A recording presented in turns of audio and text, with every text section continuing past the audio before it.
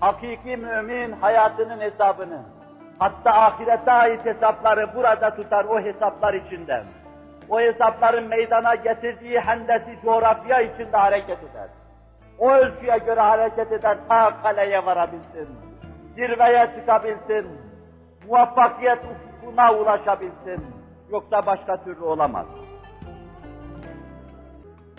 Resul-i Ekrem sallallahu aleyhi ve sellemin bu mevzuda katlandığı şeyleri size mükerrer defa arz ettim.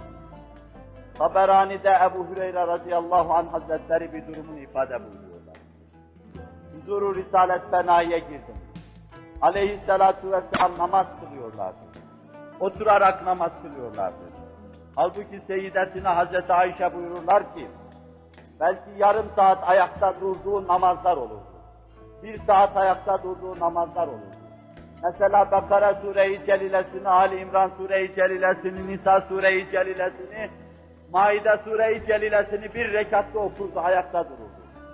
O kadar çok Kur'an okur, o kadar çok ayakta durur, ayakları şişmeden bu seyrinin ifadesiyle yatmaz.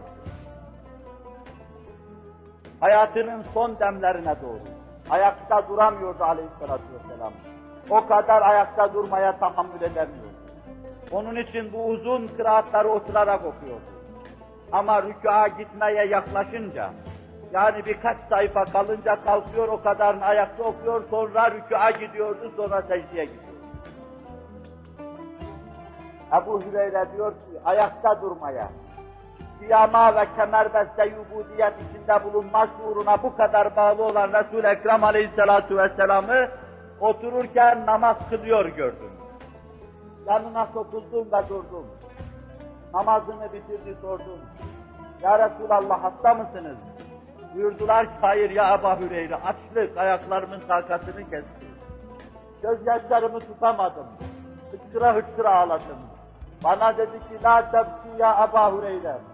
Fe inne şiddetel azab la tusibul câi'a yevmel kıyamem. Ağlama gözümün nuru Ebu Hüreyre. Allah'ın kıyamet günündeki şiddetli hesap ve azabı dünyada açlık çekenlere isabet etmez. Meşakkate maruz kalanlara isabet etmez. La ecma'u beyne emneyn ve la ecma'u beyne havfeyn fesadakallah. Kutsi hadisinde Allah Celle Celaluhu iki emniyet ve huzuru birden vermem. İki endişe ve korkuyu da birden vermem. Sıkıntısını dünyada yaşayanlar ahiret sıkıntısını yaşadılar demek.